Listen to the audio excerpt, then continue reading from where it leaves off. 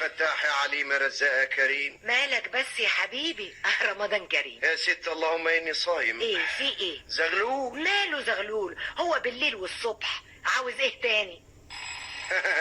تلاقيه هو. معقولة اذا كان لسه مكلمة؟ ما هو مدام ليه مصلحة بقى. لا ما افتكرش. الو، صباح الخير يا لولو يا روحي. اهلا يا نورة. مش بقولك ان ما كانش هو يبقى سلط نورة. انا عارف بتطوعوا ليه دي. الله، مش جوزها.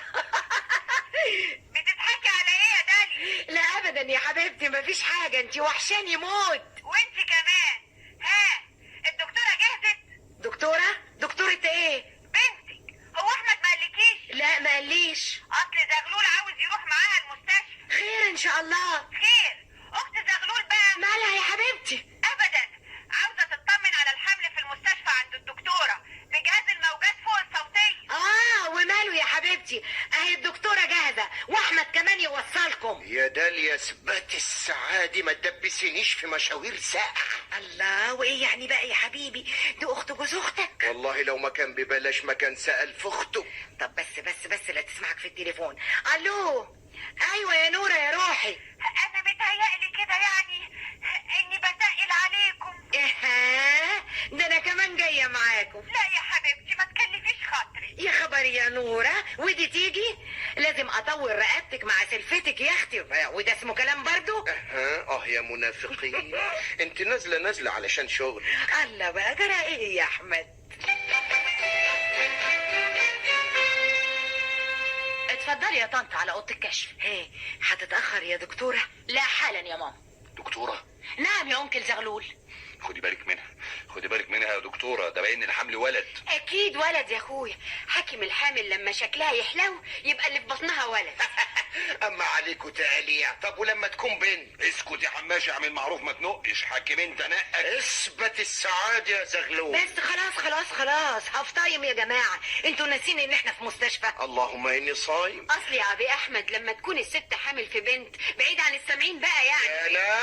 يا ناس حرام عليكم، دي عطايا ربنا. هي تفرق يا جماعه يعني لو ولد او بنت؟ لا اصل مش واخده بالك انت يا دكتورة، اختي دي مخلفة فرقة هاند بول حريمي 5 بنات. وظابط.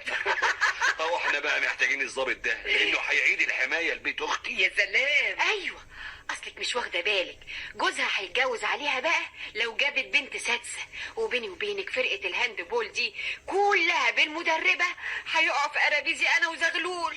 ودول ايه؟ فريق هاند بول بيحدفوا كور بس مش في الشبكة، لا على بقهم وشوط. الله يجازيك يا زغلول.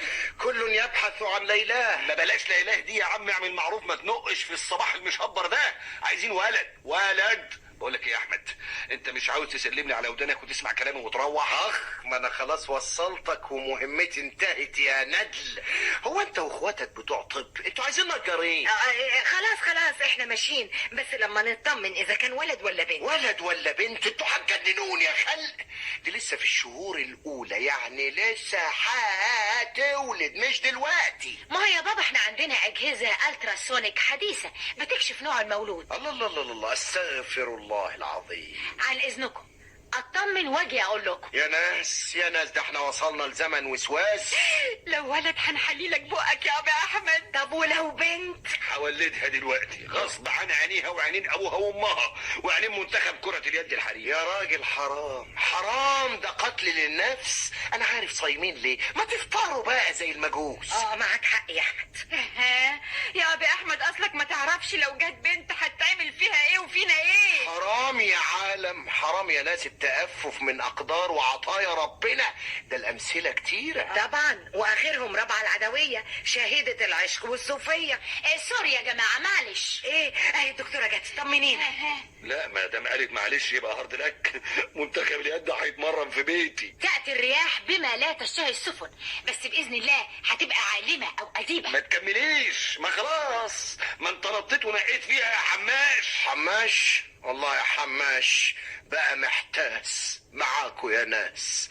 طب اقول لكم ايه، ما نسمع رأي الدين، اهو فيه الخلاص لينا ولكل الناس.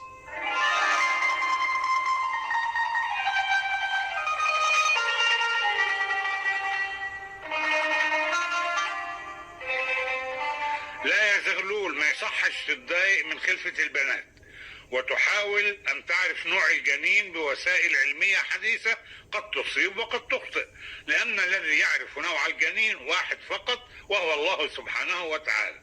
والذرية نعمة سواء كانت بذكر أو أنثى، والعرب في الجاهلية هم الذين كانوا يكرهون الإناث.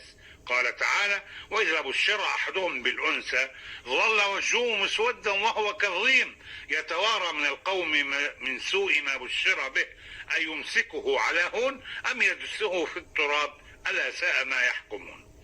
ونعمة الذرية هذه من النعم التي استأثر الله بعلمها.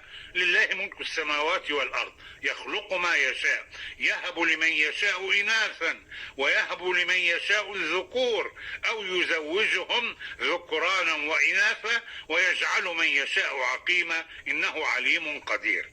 وكم في التاريخ من إناث خلدوا ذكرهم وخلدوا أعمالا طيبة، كن عالمات فاضلات مثل السيدة نفيسة رضي الله عنها، مثل السيدة زينب، السيدة سكينة، وفيهن العابدات مثل شهيدة العشق الإلهي ربعة العدوية. فالبنت نعمة من نعم الله على الإنسان.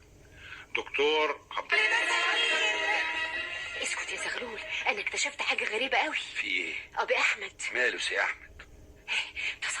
تصور حتى داليا مراته ما تعرفش مفتاح الخزنة فين. هو عنده خزنة؟